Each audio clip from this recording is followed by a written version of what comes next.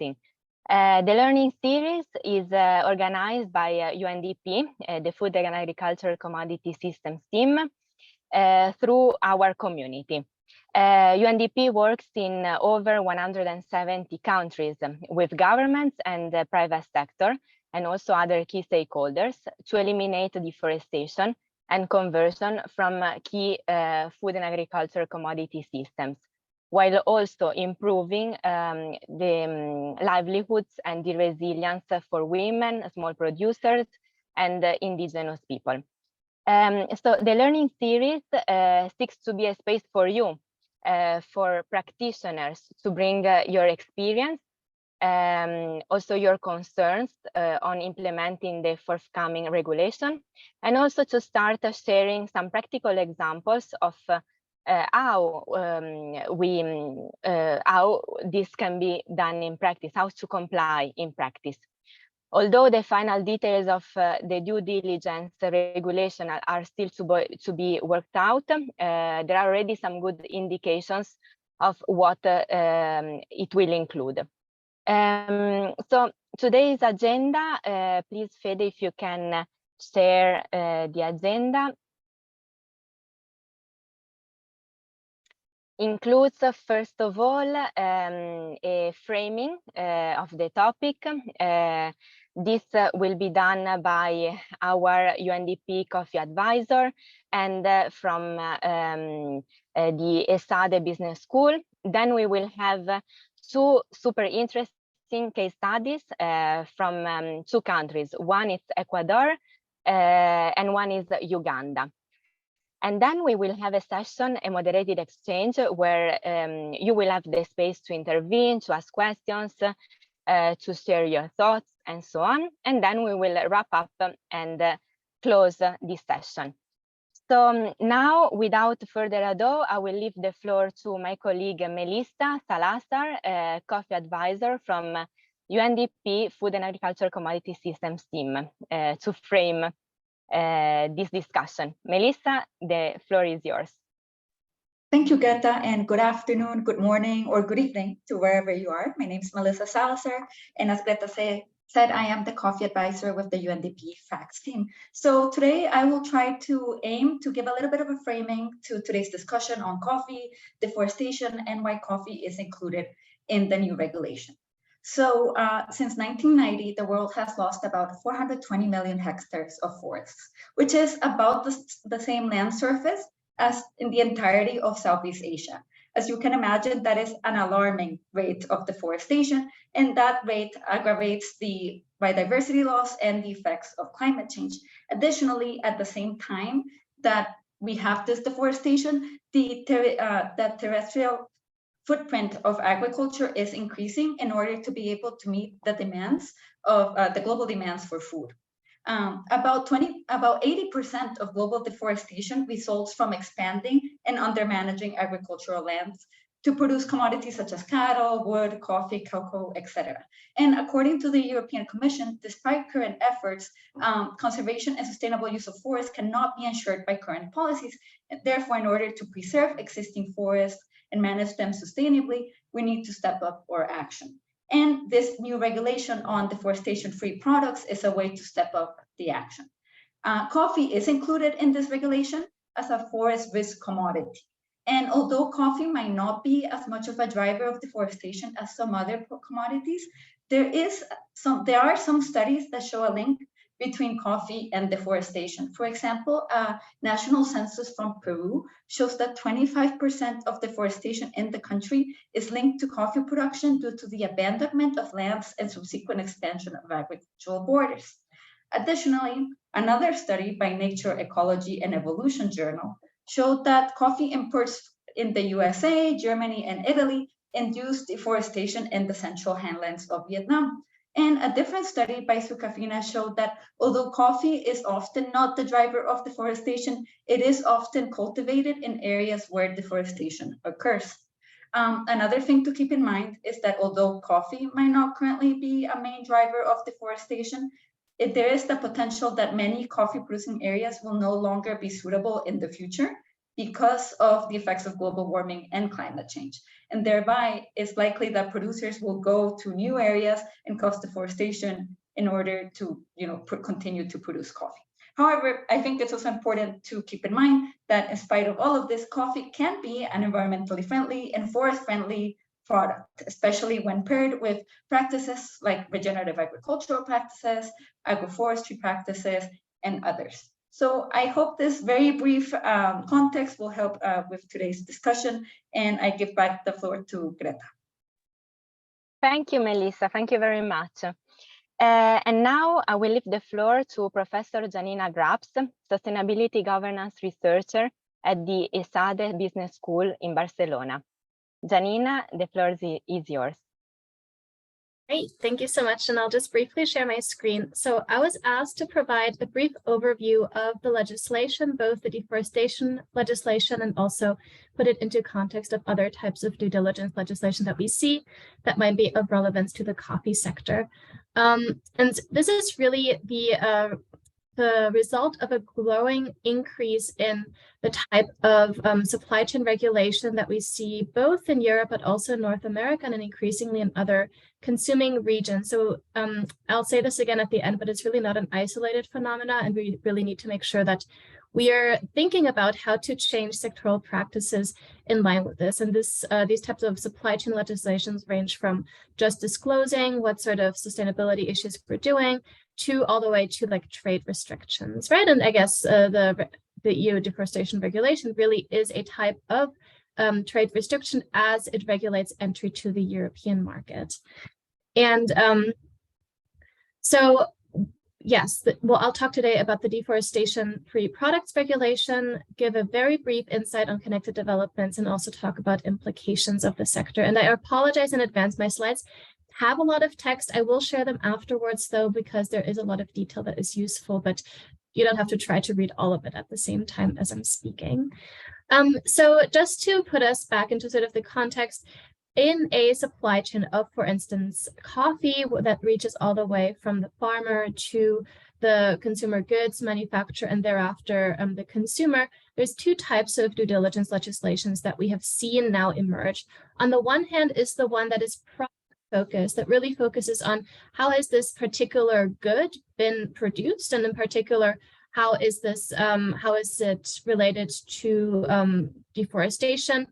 Or there's also regulations that focus on the company in question and that asks them to regulate all of their supply chains and understand all of the risks, environmental and social risks within their supply chains. And so the deforestation regulation is the former. And so it regulates all imports of coffee that come into the European market, as well as any product that is being moved by between different actors within the European market or exported, although that wouldn't, So anything that's imported into the market, moved within the market or exported, and asks the handlers of this product to know what's happening with regard to its deforestation risk. Whereas other types of due diligence legislations that I'll also talk about really ask companies sitting in the European Union or in particular countries that have due diligence legislations to have a much wider knowledge of their supply chains and to do their own due diligence on a variety of risks, which can range from child labor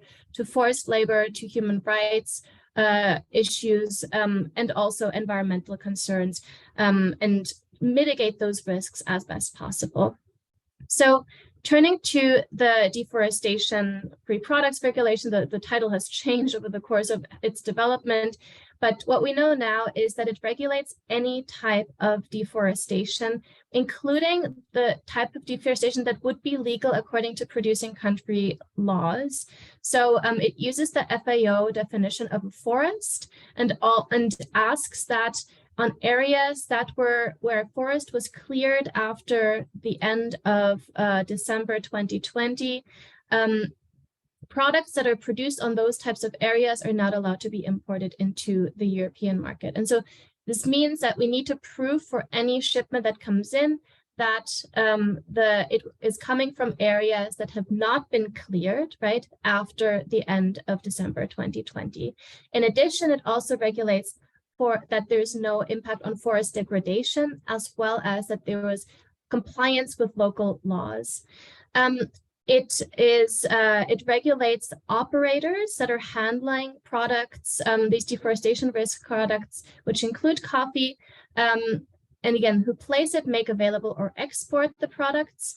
It also applies to derived products. I guess in coffee, this is, less relevant, but like roasted coffee would be a derived product, but also, for instance, chocolate or furniture. And for the purposes of today's session, I think what is really important is the requirements in terms of traceability, which are that there is traceability down to the plot level. So in order to comply with the legislation, the operators, the organizations importing or moving the product will need to know all geolocations of all plots of land where the relevant commodity was produced, as well as the date or time range of the production. If the producing plot is larger than 4 hectares, a single geospatial, a GPS point, won't be sufficient. We'll need to submit polygons, as well as conclusive and verifiable information that the relevant products are deforestation-free and legal. And so here the company really has the onus to have done its own due diligence again and know that both the types of information provided by whichever their supplier is accurate, but also that the deforestation risk has been reduced. And what the EU has announced that they will do is that they will use this type of geospatial information and do checks of those, overlay them onto satellite imagery to check whether the particular plots that were identified as being the coffee growing area had been deforested after the cutoff date. We also have this classification of origins into low, medium, or like normal and high risk. But this type of geolocation needs to be done for all origins, irrespective of how high the risk it is. What changes in terms of the risk level is the amount of work operators will need to do to show that they have mitigated potential deforestation risk, as well as the frequency of checks that the EU regulators will do on products imported from these origins. What happens if you don't comply? It's still not super well. What is clear is the range of potential penalties, which include fines, the confiscation of the relevant commodities at import, the confiscation of revenues of companies, as well as the exclusion from public procurement processes. So there's quite a strong range of enforcement measures possible. And so the text is currently undergoing the final legal review, but is most likely not going to change substantially anymore. It is expected that it is adopted. Actually, I think in the Parliament, it's already in April, and then the final adoption will happen by June and July. And the implementation, it will enter into effect immediately, but the implementation is staggered alongside the categorization of the different origins in terms of risk, which will be within 18 months of its adoption. So what we can expect is at the end of 2024, more or less, this will be implemented and operators will be bound by these new rules. So I just wanted to give a little bit of framing, right? This is not the only type of legislation that focuses on deforestation risk. We also have legislation in the UK that has already been passed. This focuses also on coffee, but on illegal deforestation. So deforestation that is illegal in the country of origin is not as encompassing as what is happening in the EU, but nonetheless is also a step into that same area. What we also have on the docket is the US Forest Act. It's not yet adopted, it's only being proposed. And the last version that has been proposed didn't have coffee included as a deforestation risk commodity. However, it was not sort of discussed the last time. And so the plan is to reintroduce this bill, but by the same proponents in the first half of 2023. And what we know is that they say the EU deforestation regulation did provide wind in its sails, that it might also be adopted because now there is an equivalent regulation in the EU. So who knows whether they'll expand their definition of forest risk commodity then. However, this is also only focused on illegal deforestation. So the EU goes furthest. The EU also goes furthest in other types of legislation. So I just want to highlight this very briefly so we don't get this like deforestation tunnel vision, because we simultaneously have the rise of these wider due diligence rules that are really asking companies that have global supply chains to understand their human rights risks. There's a number of policies in Norway, Switzerland, and the Netherlands focused on child labor, which may be a concern to the coffee community, and also a much more broad EU level human rights due diligence legislation that will likely be discussed over the coming years. So what are the implications for the coffee market? As was said earlier, while coffee is not a key deforestation driver, it might become so in the future. And in any case, it is now included in this measure. So we'll need to adapt to it. There is also concerns over a number of these single issue legislations, right? Like forced labor, child labor issues that we know are unfortunately a reality in some areas in some coffee producing countries. The deforestation legislation goes furthest in really asking for this plot level traceability. So it may require a fundamental reshaping of supply chains. It may also, if we're not careful, lead to supply chain exclusion of certain origins or certain producers where the supply chain is too messy to really trace it down, right? And in general, companies as well as roasters are likely to be asked to have much more detailed knowledge about their supply chains and to provide this credible information. And I just want to highlight that this, of course, while the legislation is focused on the companies importing, it has especially impacts also for small producers, as well as cooperatives who may be asked for much more clear traceability and information systems on the ground, where there might be now a lot more discussion about really sensitive topics, such as the remuneration of farm workers or child labor, but who may also be empowered, especially if they have been negatively affected by companies and their supply chains who are based in the European Union, because especially with these due diligence legislations, right, there's the expectation that there's higher accountability for harms done. And I really look forward to the rest of the sessions to see how we can do specifically traceability in the best practice way to make sure that we're not excluding small producers in the future. So thank you very much, and I'll stop sharing now. Wonderful. Thank you very much, Janina, for your presentation. And as you said, now the time it's time to move to the field. And so I would like to introduce the first speaker from the field, from Ecuador, Mrs. Daisy Cardenas, a delegate from the Ministry of Environment of Ecuador, and she will introduce us to the pioneer deforestation-free certificate scheme, which has been developed in Ecuador about coffee and cocoa. So, Ms. Cardenas, the floor is yours.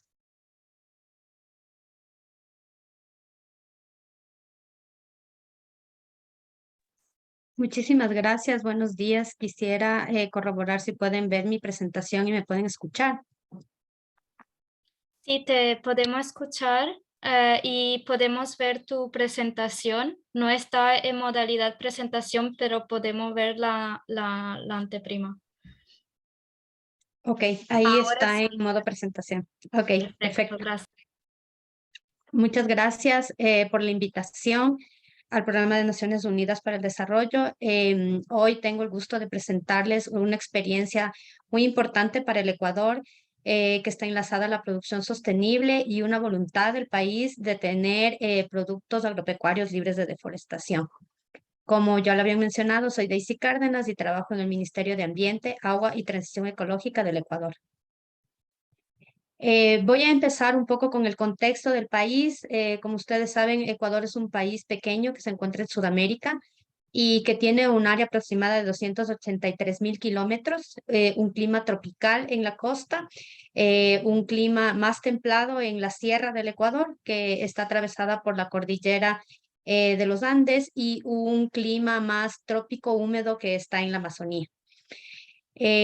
Otra de las cosas que son importantes para nosotros como país es que está considerado como uno de los 17 países megadiversos del mundo y que alberga aproximadamente el 5%, del 5 al 10% de la biodiversidad del mundo. Un tercio del territorio ecuatoriano está destinado para áreas protegidas de conservación, mientras que el 51% está cubierto por bosque nativo.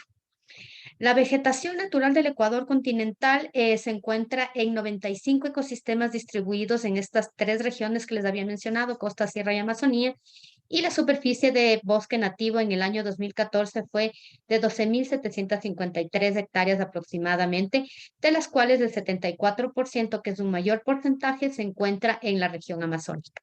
Por eso es que para nosotros la Amazonía del Ecuador y la conservación de los bosques en el Ecuador es muy importante. Ahora unos datos de cómo está la expansión de la frontera agrícola y el cambio de uso de suelo en el Ecuador, principalmente en la Amazonía. En la parte norte del Ecuador se encuentra principalmente un cambio de uso de suelo destinado a palma, y esto relacionado con commodities, ¿no? Que es la principal causa de cambio de uso de suelo en el país. En la Amazonía centro se lo asocia con cacao y en la Amazonía sur en ganadería extensiva y monocultivos de café. El 56% del bosque se encuentra con remanencia de bosque nativo y existe un 42% de crecimiento de área deforestada para uso agropecuario. Entonces, eso también como datos para poderlo tomar en cuenta. Ahora, yo quiero hablarles un poco de la preparación y la implementación de Red Más en el Ecuador. Red Más, como un mecanismo de la Convención Marco de Naciones Unidas para la reducción de emisiones de gases de efecto invernadero causadas por la deforestación y la degradación del bosque, inicia en el Ecuador en el año 2009 a través del programa ONU Red. Entonces, desde ahí empieza ya la voluntad del Ecuador de reducir la deforestación y de sus emisiones de gases de efecto invernadero asociadas. Ya para el año 2016, Ecuador y 2017, Ecuador ya se encuentra con todos los pilares de la convención establecidos para los temas de Red Más cumplidos. Y esto quiere decir, primero, una estrategia nacional Red Más, que es nuestra política nacional para este contexto, que es el Plan de Acción Red Más Bosques para el Buen Vivir, la presentación de un nivel de referencia. También tenemos la presentación del primer resumen de información de salvaguardas. Entonces, para nosotros esto fue un hito muy importante y se arranca a partir del año 2016 y 2017. Luego tenemos la presentación del Programa Integral de Conservación de Bosques y Producción Sostenible en el año 2017, que lo aprueba el GCF y arranca su implementación en este año. Entonces, es un hito súper importante porque es un programa muy grande, está con el GEF y el GCF, y esto nos da la pauta para la implementación de Red Más en el país. Luego tenemos la obtención de pago por resultados por haber demostrado que hay reducción de la deforestación en el país, pero dentro de todo este contexto hay todo un trabajo detrás, ¿no? Con participación de pueblos indígenas, consulta previa libre informada en el marco de red, se tiene también ya la preparación de gobiernos locales en el Ecuador, principalmente los que se encuentran en la Amazonía, para generar planes de implementación de medidas de acciones Red Más, sistemas pilotos, mecanismos de quejas y algunas cosas más, ¿no? Y proyectos asociados como el programa Sociobosque, que también es un proyecto emblemático en el país, y el Programa Nacional de Reforestación y Restauración. Es así que Red Más en el Ecuador, partiendo de una voluntad del Ecuador dentro de la Convención Marco de Naciones Unidas y por reducir la deforestación, tiene 4 ejes estratégicos. El uno es la preparación de políticas, el segundo, y donde está enmarcado toda la programación de libre deforestación en el país, que es la transición a sistemas de producción sostenible, y tenemos un tercero que es la conservación y la restauración, y un cuarto como manejo forestal sostenible. Es decir, que desde el año 2016 que se emite esta política nacional, que es el Plan de Acción Red Más Bosques para el Buen Vivir, inicia oficialmente, porque ya se había venido trabajando desde el año 2009, inicia oficialmente en el Ecuador esta voluntad de ser libre de deforestación, de tener productos libres de deforestación. Por eso es que para nosotros es súper importante este posicionamiento y el trabajo que se tiene detrás durante muchos años en el país. Luego tenemos esta conexión de cómo se trabaja en el Ecuador. Tenemos dentro del Ministerio de Ambiente, que es la Autoridad Ambiental Nacional, tenemos la Subsecretaría de Patrimonio Natural, que es el órgano de gobierno de la política forestal, y de manera transversal la Subsecretaría de Cambio Climático, que es el órgano de gobierno de política ambiental en el país y coordina con entidades sectoriales que contribuyen a la gestión del cambio climático. Y también una coordinación directa con el Ministerio de Agricultura y Ganadería, como la Autoridad Agraria Nacional y los gobiernos autónomos descentralizados. Entonces, hay una parte que es a nivel nacional y una parte también a nivel local en el país. Entonces, eso para nosotros también es de vital importancia para el aterrizaje de todo el trabajo que se realiza en el marco de Red Más en el Ecuador. Esto también está vinculado con las contribuciones determinadas a nivel nacional, tomando en cuenta que las emisiones globales del Ecuador o la contribución de las emisiones globales del Ecuador son bastante pequeñas, son de 0.15%. Sin embargo, nosotros hemos tenido esta meta y este trabajo conjunto para reducir estas emisiones. No hay un compromiso de mitigación de emisiones de gases de efecto invernadero en el país. Y lo que vemos en el otro lado en este círculo son las emisiones totales del inventario de gases de efecto invernadero en la última publicación que tuvimos, que es la Cuarta Comunicación Nacional.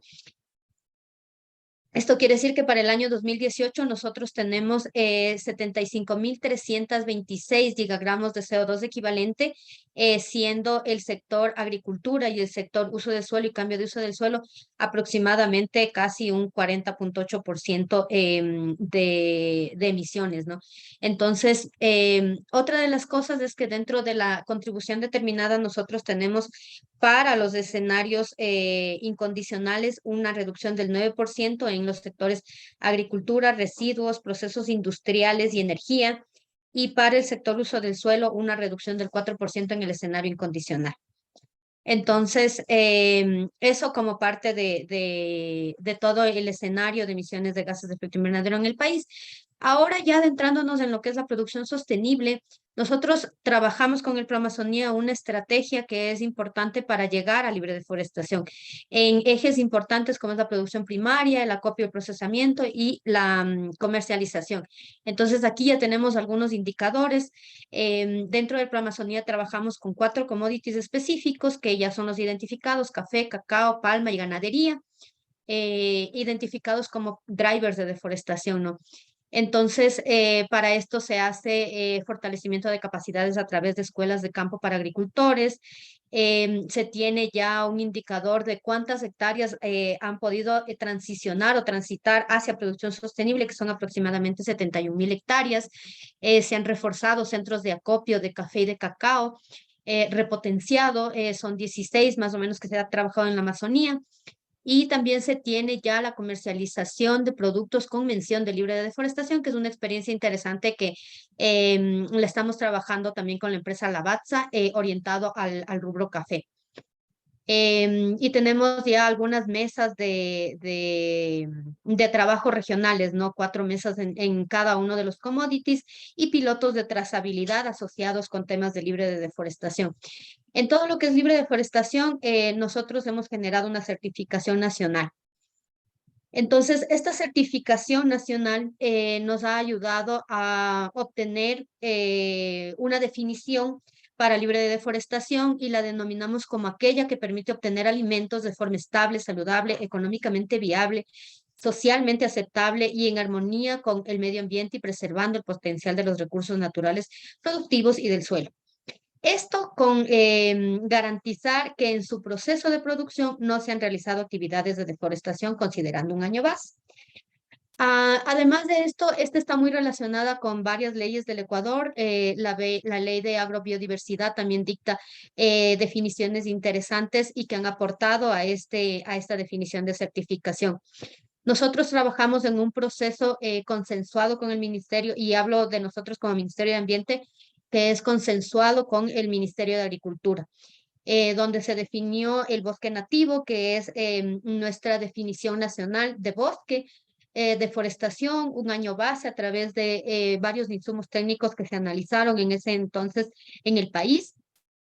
Y se obtuvo dos mecanismos. El uno es el distintivo Iniciativa Verde Libre de Deforestación, que lo emite el Ministerio de Ambiente y se une a una certificación de buenas prácticas agropecuarias que le suma un módulo voluntario que es el libre de deforestación. Entonces, esta es una alianza intergubernamental muy interesante y una experiencia importante para el país.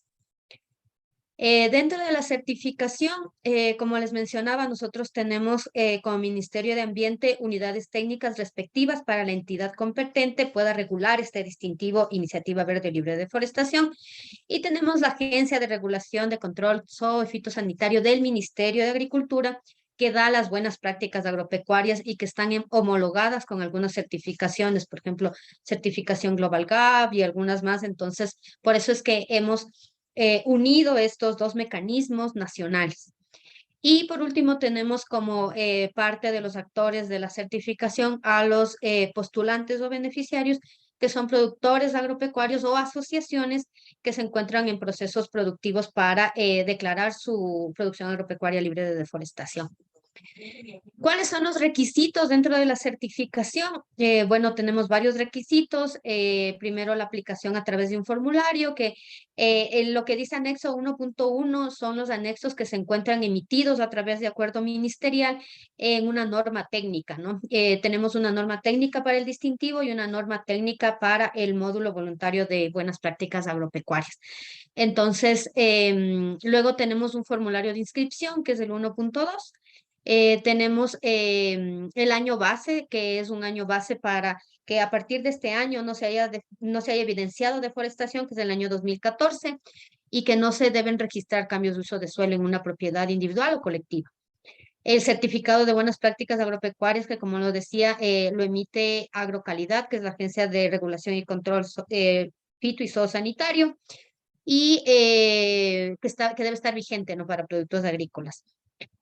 Como quinto requisito tenemos un formulario de autoevaluación para el distintivo, que está dentro del anexo 2, un documento válido que lo emite la entidad competente y legítima para acreditar que la propiedad tiene legalidad.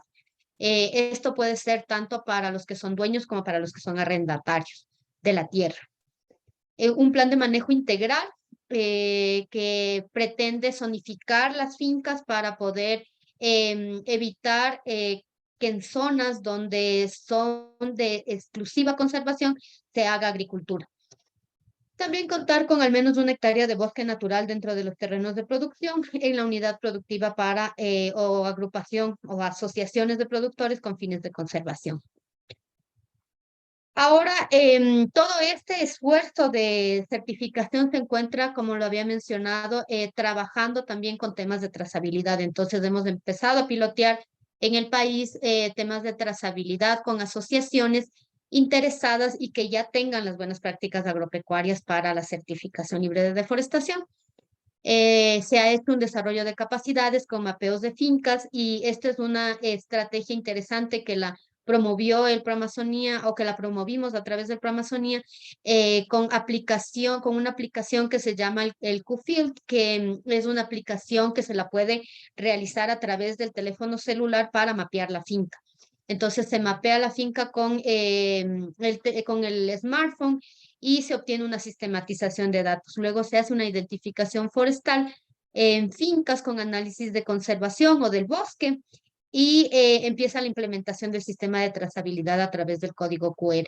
Entonces, luego se tiene una selección digital de los productores que conservan el bosque y el envío del lote piloto, ¿no? Así ha sido como ha funcionado en estas exportaciones que hemos hecho a estas grandes empresas que son de renombre, tanto Lavazza en Torino, en Italia, así como Silva Cacao en Bélgica. Entonces, tenemos experiencias tanto de café como de cacao, y en esta presentación les voy a hablar un poquito más referente al café. Entonces, Todos estos esfuerzos también tenemos que decirles que están alineados y promovidos para poder cumplir con los objetivos de desarrollo sostenible, ¿no? Principalmente el 12, que ustedes saben que es de consumo sostenible, de producción y consumo sostenible, y también el 13, que es de acción climática. Este es un ejemplo de cómo se identifican los perímetros de finca, cómo se diferencia la parte que tiene bosque y la parte que está con la producción, y cómo se evidencia, ¿no? Si ha habido o no ha habido deforestación. Entonces ahí hay un ejemplo del año 2014, que es el año base, y en el 2018 cómo se puede ver. Entonces los productores amazónicos que conservan el bosque y no amplían la frontera agrícola, manteniendo estos perímetros. Entonces, este es un ejemplo de cómo estamos monitoreando en el país, tomando en cuenta que dentro de los pilares de red nosotros ya tenemos un sistema nacional de monitoreo de bosque. Por eso es que trabajamos en la definición de bosque y con estas evidencias de haber reducido la deforestación a través del proyecto Pago por Resultados, ¿no? Por eso es que para nosotros el tema de red es tan emblemático, y el tema de libre deforestación enlazado a red para nosotros es súper importante. Acá tenemos la experiencia de comercialización. Ya aquí este fue el primer contenedor que salió a la Lavazza de café. Esto para nosotros fue histórico porque primero fue un café con una mención de libre de deforestación, y la Lavazza como la empresa que apalancó este trabajo que el Ecuador hizo como país y como una experiencia de productores. Para nosotros fue súper importante, ¿no? Entonces, hubieron autoridades, estuvo el ministro de Ambiente de ese entonces, también estuvieron autoridades del Ministerio de Agricultura para trabajar en este tema, ¿no? Este contenedor que salió fueron de dos organizaciones, de APECAB y ACRIM, y fue una venta de exportación de aproximadamente 250 sacos de 69 kilos.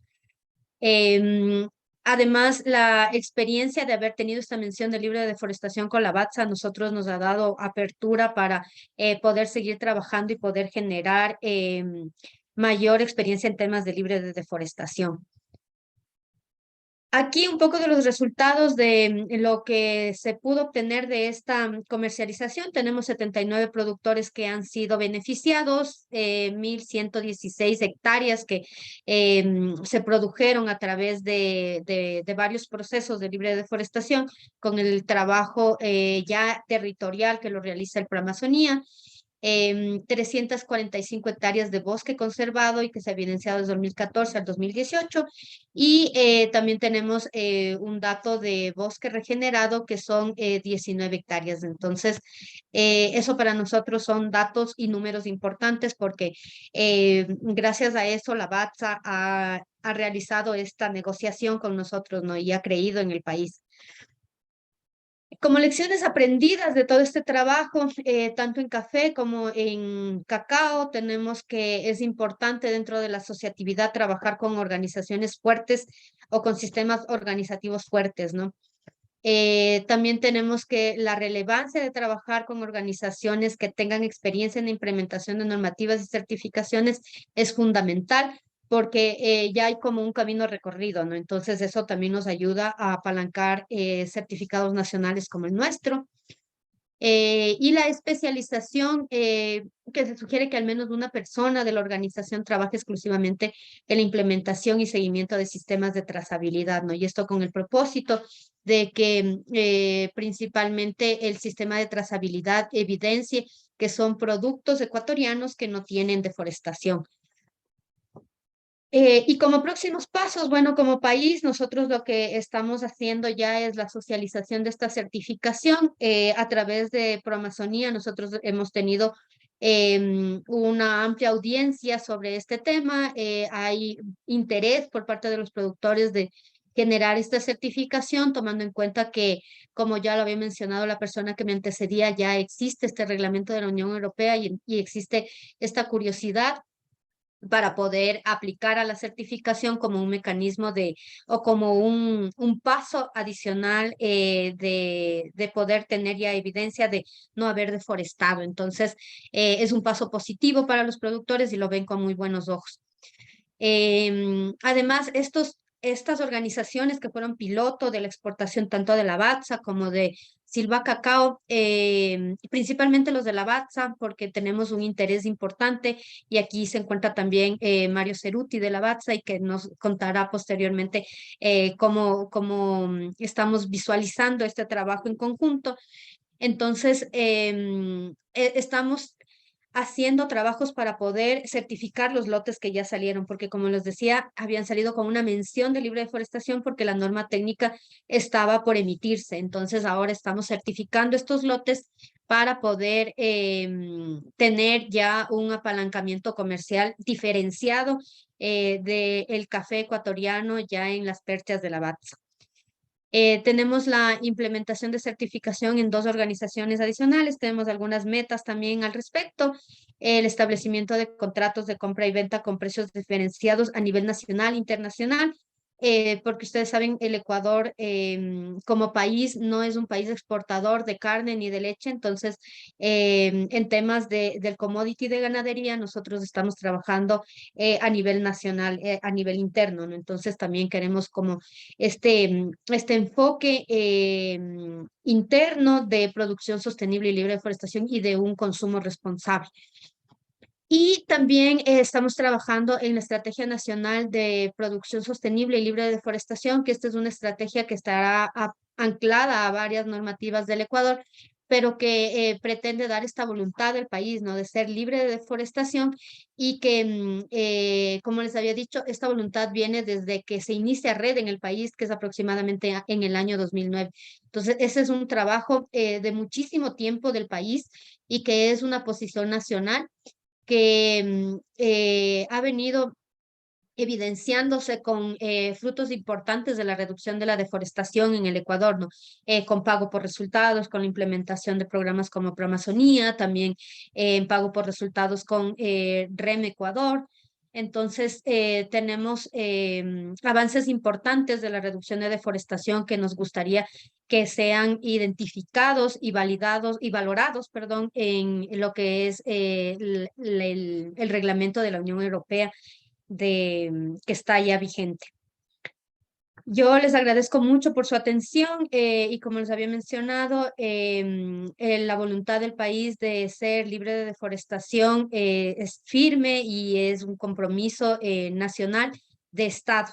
Y al referirme de Estado es que esta política que tenemos ha venido trabajándose desde muchísimos años atrás. Muchísimas gracias por su atención nuevamente. Thank you very much, Ms. Cardenas, for your presentation. And now I would like to invite Mario Ceruti, Chief Institutional Relations and Sustainability Officer at Lavazza Group, to complement on the Ecuador case study. Mario, Yes, the floor is yours. thank you. Thank you very much, Greta, and good afternoon, good morning, and maybe good evening also to all the people connected. Some of them I know, other I don't, but I look forward to. Let me say, Daisy made a fantastically detailed explanation, so I think it's really no point to add anything. So let me just make some general, more or less general comments on our specific case of Ecuador, but also maybe a little bit more in general about this piece of regulation. So first of all, about the specific project, we have been through UNDP and the government of Ecuador, we have been exposed to the idea, and in 2019, so actually it's already 4 years ago, and we were really fascinated about the idea. And so we were really very happy to participate since the very beginning. And in the second half of the 2018, we had this protocol. We signed this protocol with the 3 ministers in Ecuador, and we moved forward from there. So I used the Ecuador example as really a very good activity done by a country. And for what I know, for what I've seen, I think it's an example that should and can be replicated by other countries in terms of management, the idea to create for Amazonia, the way they developed. And again, we did a very small part of the whole stuff, so we don't really deserve any particular merit, but the merit is really everything for the government of Ecuador and for the people of Ecuador and UNDP. They were very much involved. Now, these systems, as you can see, is a little bit more complex than just making a couple of pictures, satellite pictures, and to check it. If you do that, you can have two cases. Yes, has been deforested. No, has not been deforested. It doesn't really matter the cutoff date. In Ecuador, we use 2014. The EU regulation is 2020. That's not really of major concern. In any case, must be in terms of coffee at least 3-4 years before the moment you talk about, because that's the minimum time you need for coffee to grow. So there is no, but everything below 3-4 years is equivalent to yesterday morning. So that is not really the point. But again, if you just stay on checking two pictures, you can basically say yes, has been deforested, no, has not been deforested. If it is not deforested, then no problem. If has been deforested, what is the natural result? The natural result, it can only be, again, two cases. One case, I am the one that has that coffee that, in theory cannot come, I cannot sell it, I cannot ship it to Europe. Doesn't matter. I asked my neighborhood that had the luck of having his grandfather to deforest. So, he deforested maybe 50 years ago, or 20 or 10. And so he will ship the coffee on my behalf. Very easy, no problem. The same on the other side is, okay, I don't sell it to Europe, I sell it to any other market. Europe is using about 1/3, something like that, of the coffee worldwide. So there's plenty of markets. So I think if we want, and we do want, to make the idea workable, the idea is great, and I tell you also why the idea is great. So it needs something a little bit more sophisticated, unfortunately. Why the idea is great? The idea is great because everybody, all the big organizations, IPCC, all the UN systems, everybody's telling us that, of course, the climate change is a very serious issue, and just I don't know if you already had the chance to see the CITETE report that was published a few hours ago. But it's clear that the issue is a very serious one. But it's also very clear that in the short term, in the very short term, I mean in weeks or month horizon, there is not really so many things that we can do. Planting trees, which is also, say, the second activity, because the first one should be preserving the trees we have, is one of the best things we can do in the very short term. So we are totally, as a company, as a person, we are totally, let's say, aligned with this, and the fact that we started 4 years ago this project with the government of Ecuador is one of the reasons. But there is another reason. We did some calculation. If you take the overall world production, which, by the way, is around 170 million bags. You take the overall production and you take the average productivity that we can say is, roughly speaking, 15 bags per hectare. And you just take the countries that have an average below 15, and you assume that for some magic reason, they produce the average. So some of the countries that are, for example, on average producing 10 bags per hectare, let's make that for a magic touch, they go to 15, and the country that is 14 will go to 15, the country that is 8 will go to 15. Okay, that additional quantity, which is really very simple from a conceptual point of view, it's just a question of a slightly better agricultural practices, no rocket science, no nothing really special, just a little bit of, good agricultural practices. That quantity will be enough to supply the increased demand for the next 12 to 15 years. So in a way, we can say, okay, for 15 years, there will not be allowed one single tree to be cutted to produce coffee. We can do the other way around. We can do, and of course, increasing productivity.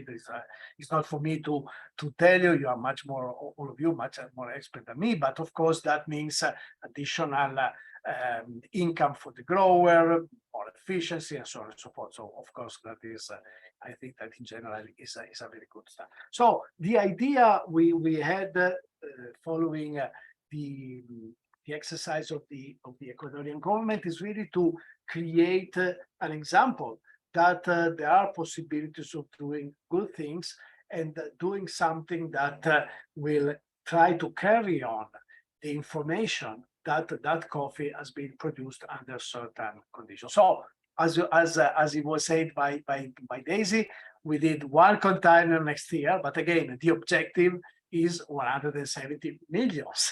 This is not, I mean, from our point of view, this is not, let's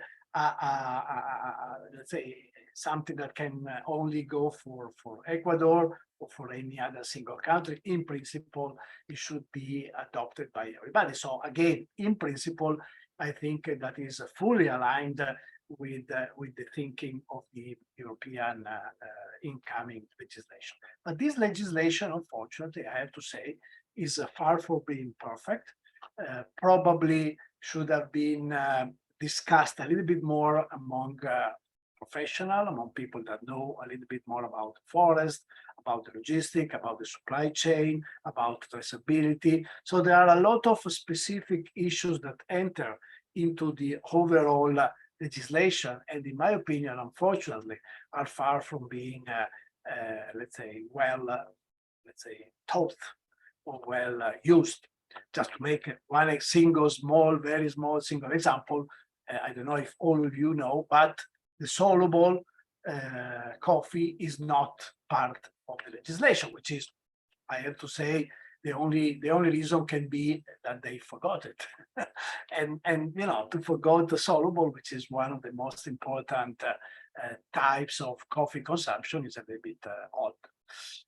So that as far as the legislation is concerned, of course, there will be many more things to say, but we don't have time. Let me say a couple of other points very quickly, and I know that Greta is still smiling, so that's good, because when she will start to be not smiling, then I have to to kill myself and shut up.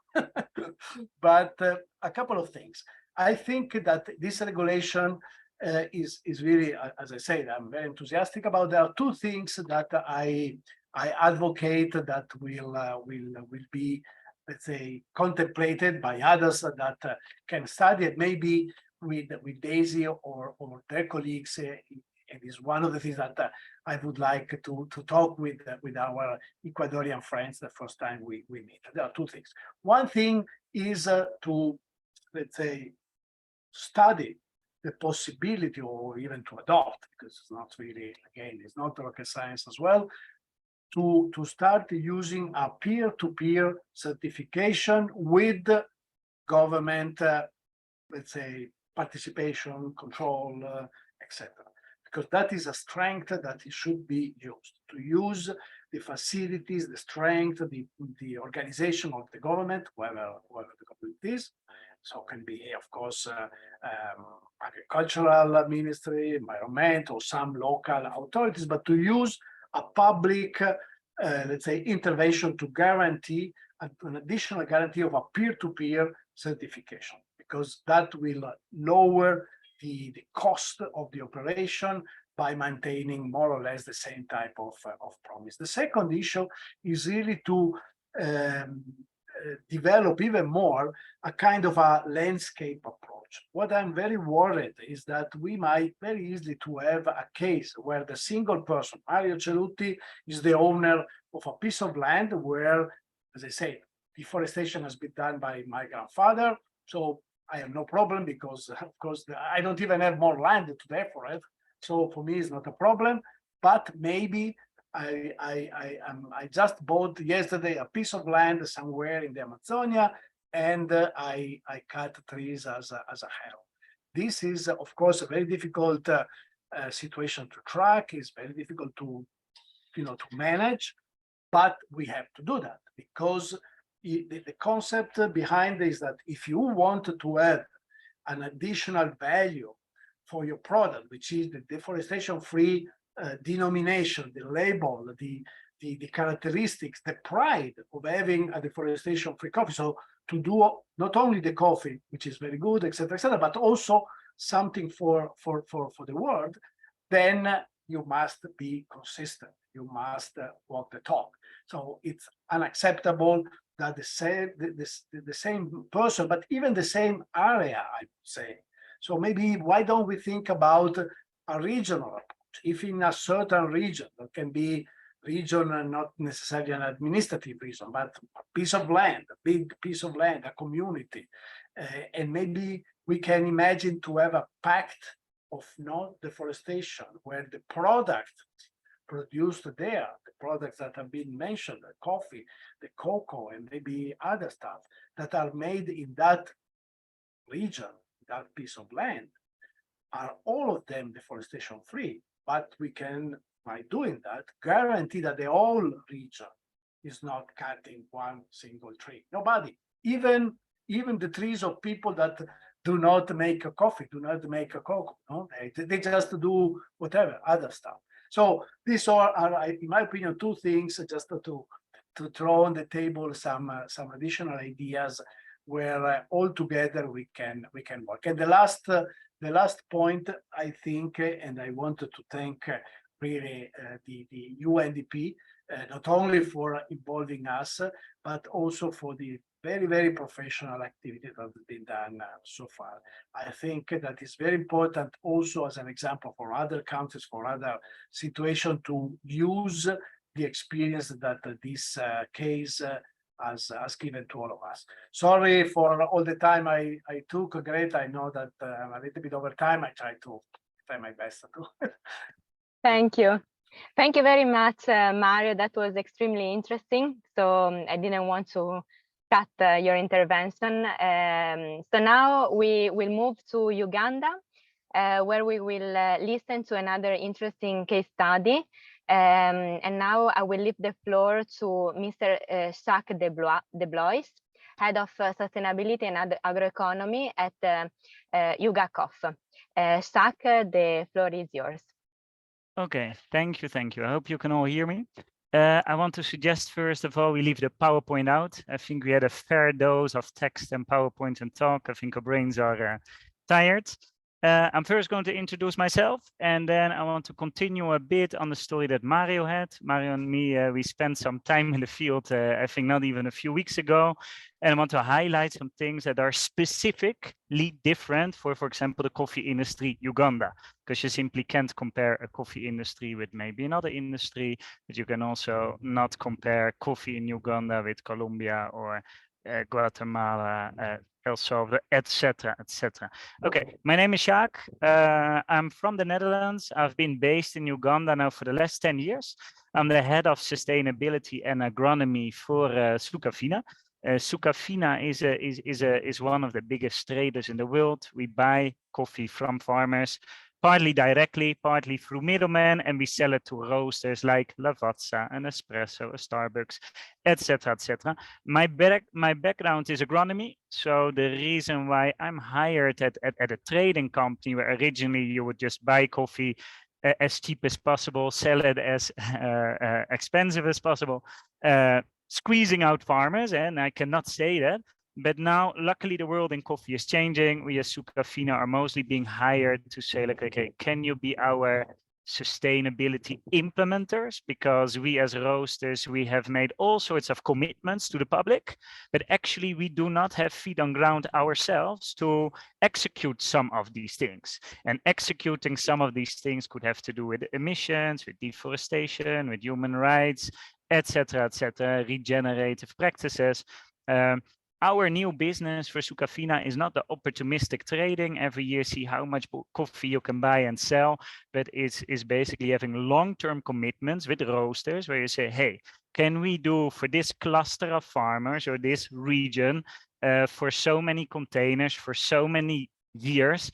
Can we strike a deal where, yeah, your margins actually come from successfully implementing sustainability? So one of the examples is then, for example, the deforestation. So also here in Uganda, I have a specific deforestation project together with P4F, Partnership for Forests.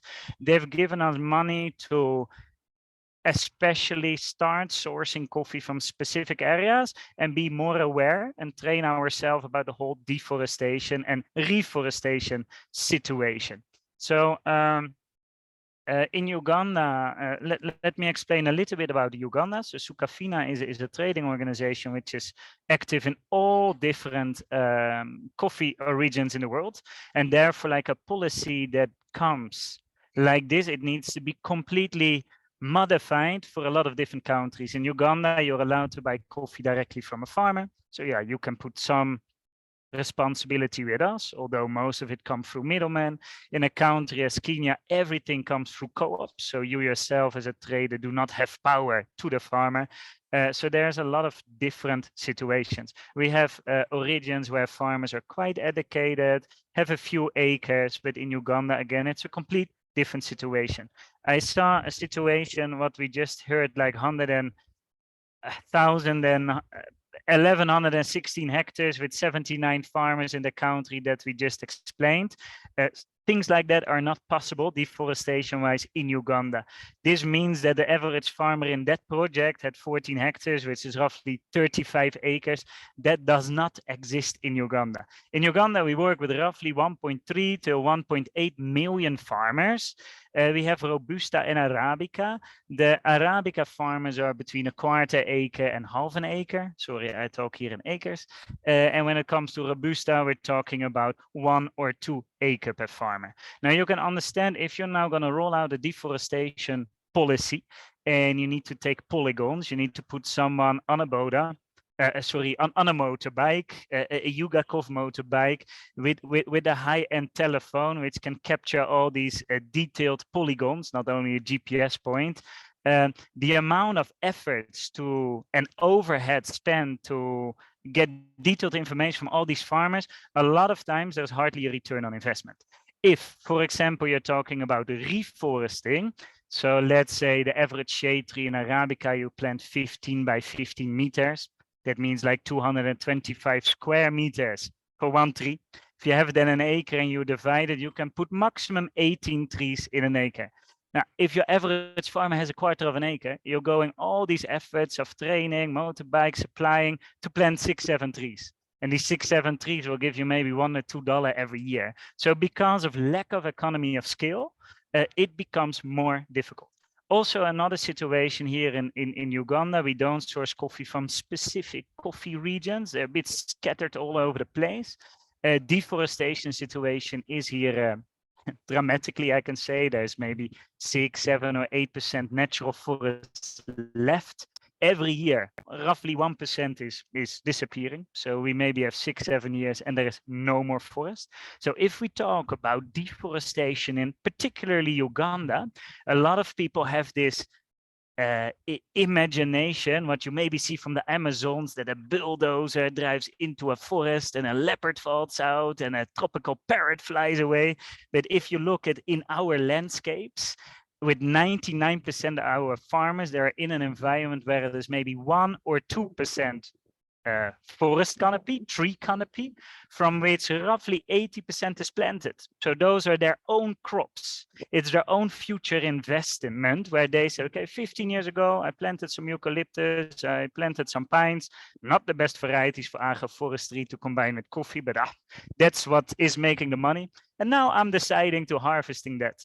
So if at that same moment you have also a coffee plot and you're harvesting your own crops, all the alarms are ringing, farmers are being kicked out of a program, whatever. Actually, well, what they're doing is sustainable harvest.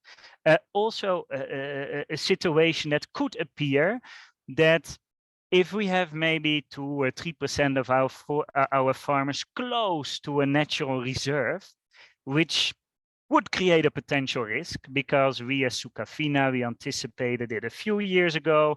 We bought our own sophisticated satellite company where we upload all the GPS coordinates of our farmers. And the moment we have a tracker where every year we pull over the country and see where forest is disappearing. If some trees are disappearing within a certain radius of a polygon or within a polygon, all the alarms are ringing. Satellite, technically it is possible. Cost a lot of effort if you detect from a group of 10,000 farmers, 3,000 farmers where there is some alarming. You'll see that 80–90% of the time it's false alarm because they're harvesting their own crop. And who am I as Jacques, the trader, the coffee buying company, to say, you cannot cash your own investment because there's this rule in Europe. What will now happen? The farmers that are close to a natural reserve are automatically a risk. If these EU policies are going to enforce very aggressively, and it means there is big financial consequences. Maybe you go into prison, you pay big fine. And first of all, Mario Serracuti is going to say, Uganda is quite a dangerous country. Let us no longer sell from there. So boom, here we go, another few 100,000 farmers, because we work with one container is mostly filled by many farmers, because we work with a lot of extremely smallholder farmers, and it's only getting worse. So first of all, my client is going to say, this is a risky country. I don't want to burn my fingers. Bye. Then for the guys who stay on board, we ourselves are probably going to say, hey, let's neglect for now these farmers that are a risk. Because if Geneva, my headquarters, is going to make a new round of investments for the different regions, and Ugakov is considered as a super risky country, they might say, you know what, a lot of risk there, deforestation-wise. Let us do it in a country where the farmers are more educated, they're a bit bigger, where, for example, cooperatives have a very good grip on their set of farmers, so we can influence some power. What you also see in Uganda, we source often directly from farmers. We do that through investing in assets in the ground. So we have a lot of coffee washing stations, and these are quite serious factories.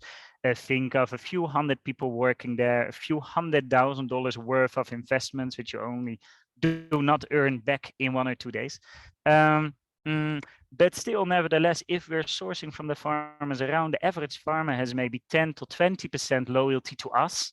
And there's also many other traders on ground, which also buy the coffee from them. So it's difficult to have a real grip and control. Where in other countries, you maybe source through a cooperative. That cooperative has maybe 3–4,000 farmers. All these 3,000 to 4,000 farmers are part of a cooperative. They follow a set of rules. And the moment they do side selling or they cut trees, whatever, they get a penalty and they're getting kicked out of that Champion League program with a lot of benefits. Now, these kind of forces and power, it's extra difficult for us to achieve that in Uganda. Whereas if you'd work in Colombia with Arabica, completely different case. Or if you work in Kenya, where you have to source through a co-op, things are more organized. Span of control is slightly better. Yeah, what do I have to say more? I can maybe explain. So what we have done with Sukafina, of course, we want to anticipate. There's one big risk that the bigger commercial traders in Uganda, like there's a few hundred traders, but 90% of the exported volumes are dominated by a top 10. We as Ugakov are the biggest exporter for the last 25 years with roughly 15 to 20% of the national volume. We're talking about 4,000 or 5,000 containers per year. What was I'm gonna say? Oh yeah. So what we're trying to do, if we would need to polygon, let's say take a GPS coordinate, if you need to take a polygon of all these farmers, it's first of all gonna cost us a lot of money, with the risk of having all the polygons ready after 2 years, invested like $100,000, say, hey, EU, this is what we've done. And the EU said, we've been thinking, but we think the polygon needs to be in that layer and that thing needs to be included up. And here we go again. So that is a big risk. Also, what I want to emphasize, maybe I think in coffee, personally in Uganda, we are placed in the wrong bucket. I think if you think of deforestation and you talk about cattle, you talk about maybe soy, I can imagine that you deforest quite some land to do your mechanized farming. Well, in Uganda, it's all the smallholder farmers, so people intercrop a lot. And basically what you actually see, the future of coffee in Uganda, the most economical way for us to empower a farmer, don't forget, a farmer, his success is our success. It is our trick to make that farmer more productive, more resilient, and more profitable. Because the moment we fail in that, we lose loyalty and we lose production. So our overheads go through the roof. Coffee is a product with low margin. So by increasing loyalty and productivity, you win money as a business. The other way, I think, rather than us being a cause of deforestation, because forest has disappeared already 20, 30 years, it's hardly anymore the case at this moment. It's more like, how do you bring forest back? And the answer in Uganda, if you look at the variety crops, it is coffee with tea. You mostly open large pieces of land with cattle as well, with sugarcane, but with coffee, the way to keep making enough money on that half an acre or 1 acre, it is agroforestry. Think of vanilla, cacao, coffee, all these crops together that actually have synergy with coffee. So planting a base of different plants around will especially increase the quality of our coffee, but also the productivity. So right now we're actually being punished, like, hey guys, you're part of this, punished with a lot of extra headache. We need to hire a lot of extra overhead, buy companies. We're actually taking a big risk in just being upfront of the curve, anticipating, investing in data analysts, deforestation specialists, a lot of data collection, a lot of IT systems. Well, we don't even know, and the EU cannot even tell us exactly how we're going to audit our data. So every container in the future has a package of data saying, this was the situation related to deforestation. Look, we're not guilty, or look, we've even solved the case.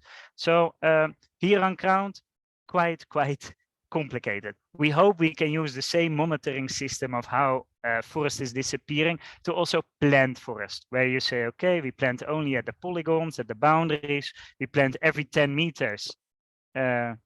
We plant every 10 meters, maybe a different plant. So things become very traceable. If 5-6 years later you do an audit, you go to that exact polygon in the system, to that polygon. You said every 10 meters I planted variety A, B, C, D. You go and check if it's still there. You reward the farmer, or you do not reward the farmer. You maybe dismiss him from a system. Yeah, I think for me, very excited that these things are happening. Very important. It is needed. It is definitely needed.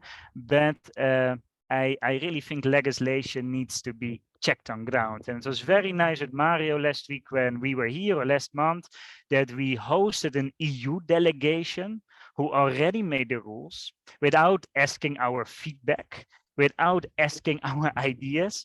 Come on ground. First day we had a stakeholder meeting with governments, farmers, traders, middlemen. Now, and it was not a super party. The vibe was not super positive. Then the other day we took them in the field to show, like, hey guys, deforestation, look, there's no trees left. What do you think we can do, and how do we anticipate? The other day we spent in our factory till deep in the night discussing, okay, how are we going to solve this? How are we going to invest this? And what is the power of, for example, Mario paying us a premium for a kilo of coffee? And how we can convert that into actually planting trees and restoring or solving one of the problem, and what is realistic and what not. So my key message is the deforestation regulations. Absolutely agree. It is a must. It is needed. But I also think it needs a lot of fine tuning per crop, but also on country level. And I think that's the message I would like to give. And hereby I'm stopping my presentation. Thanks. Thank you, Zach, for your presentation. I would like to invite the participants to ask any questions they may have about the case study from Ecuador and from Uganda in the chat. And also, we will continue the conversation also through our FACS community after the event. So don't be shy. Please ask your questions, make your comments in the chat. So now I would like to leave the floor again to Melissa, who will moderate the next session. It will be a moderated exchange where you will have the chance to speak and say your concerns and so on. So Melissa, the floor is yours again. Thank you, Greta, and thank you, Marco, Daisy, and Jack for your wonderful presentations. Really, really interesting. I know that we have Samson Emong, the coordinator of the Uganda Coffee Platform, which I think would be nice to hear from, especially after hearing about the Uganda example, about his experience and also the reaction of the platform and the private sector to the new legislation. Samson, would you like to go ahead? Yes, thanks a lot, Melissa. Thank you, everybody. I mean, Jacques really hit the nail on the head, and I'm not going to try and repeat everything that he said, but I think the biggest issue for us here is being able to bring all stakeholders together, get Jacques and other, especially traders, farmers, and any other organizations together. We've had several bilateral meetings after the meeting that Jacques alluded to when we had the European Union delegation come in here, and he rightly stated that meeting was not a party. But I think we as a country, as an origin, have come to realization that this is important. Deforestation is an important aspect. The question now is how do we communicate this to stakeholders? There's a gap in information for us. And the information that we're trying to communicate is not a case of this law has come here, you need to abide by it, but look at it as an opportunity. For the smallholder farmer, what can we do to change the way we see things? And that communication is going to be very, very important in that regard. So what we've tried to do now is that we're going to try and set up a task force that is going to precisely help, of key stakeholders. Hopefully, after hearing Jacques speak, I am going to absolutely advocate for him to be on that stakeholder force. And this is going to be led by the government agency, the Uganda Coffee Development Authority, along with the Ministry of Agriculture, which is the mother ministry, along with also the Ministry of Foreign Affairs. And the opportunity here is that we need to come up with an action plan and a communication plan. And that action plan is to be able to provide to the European Union or the owners of this legislation that whereas we understand where you're coming from, these are the challenges that we're facing, and Jacques really highlighted them, and this is a transitional period, but also understand that this cost is going to be very high on the smallholder farmer. So that two-way sort of communication and deliberation and action plan is something that is going to be put in for the next 3 months. Is going to be very intense at the platform level through the Global Coffee Platform umbrella, and we're hoping that we'll continue to learn from other countries. We look forward to the G25 that will take place in Nairobi of African countries, because I know it's going to be high on the agenda as well. And yes, so that really is our mindset right now. We have just sent a letter to the European delegation in Uganda, and would like to have a meeting with them, because we want to walk this journey with them and then see where it takes us. And then we get, and Jacques did mention it very well, that 90% of the coffee that is exported comes from around 10 companies, and the cost implications are quite high, and that has to be factored in a very smallholder farmer. It's going to be a very interesting journey, but hopefully between both parties, we'll be able to reach a middle line, and both parties can benefit from this. The consumer is happy, the farmer is happy, because that's very important. If we do anything where the farmer is not benefiting from this, then it's a lost cause. So it's going to be a lot of teachable moments for us, and as a platform, it's going to be a lot of discussions. And I don't want to say I look forward to it, but inevitably we are going to have to walk down this path, and as long as it's for the betterment of the sector, it shall be the case. Thank you, Melissa. Thank you very much, Samson. Very interesting to hear how the platform is approaching it, and looking forward to hear how it goes with your discussions with the European Union. I also note that we have Niels Hack as well as Reina Lang from Conservation International, which is an organization working quite a bit on the subject, also for the Sustainable Coffee Challenge. Maybe one of them would like to come in at this moment. Sure. I can take it away. Thanks a lot for the presentation. Super interesting. As Conservation International, we've been quite involved in the development of this legislation. We share a lot of the same concerns that have been expressed in terms of the potential impact on smallholder farmers, and how we can work with the European Union to kind of mitigate for that. And I think it's important to stress that the legislation as it currently drafted is very much focused on demand side measures. So what do companies need to set in place to comply with these due diligence legislations? And I think the flip side of that coin is supply side measures. So what we'll need to set in place to avoid those unintended consequences and impacts on smallholders. So in terms of having meetings with the European Union delegates, is like, what is our wish list as a sector? What are barriers that we see that need to be overcome? What investments would that require on the ground? And I think there's an opportunity there to have a proactive and constructive conversation with the European Union as they are developing aid budgets to support the implementation of this.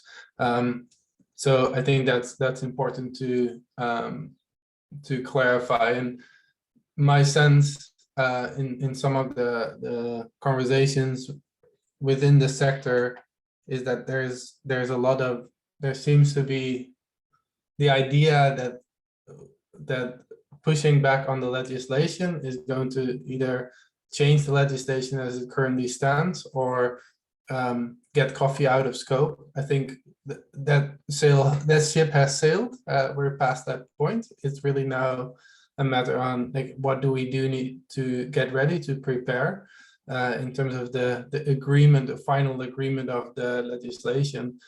It's really a rubber stamping at this point. So there won't be substantial edits to requirements on how this is implemented. So yeah, it's really kind of a call to action to get moving, recognizing that this is definitely not like a perfect and a one-size-fits-all solution, and definitely again share some of the same concerns that have been raised. Thank you, Niels. So we still have a couple of minutes in case anyone would like to chime in and share about their experience and also their opinions or any reflections that they have after today's meeting. If you have any of them, please just raise your hand so that we can, give you the floor.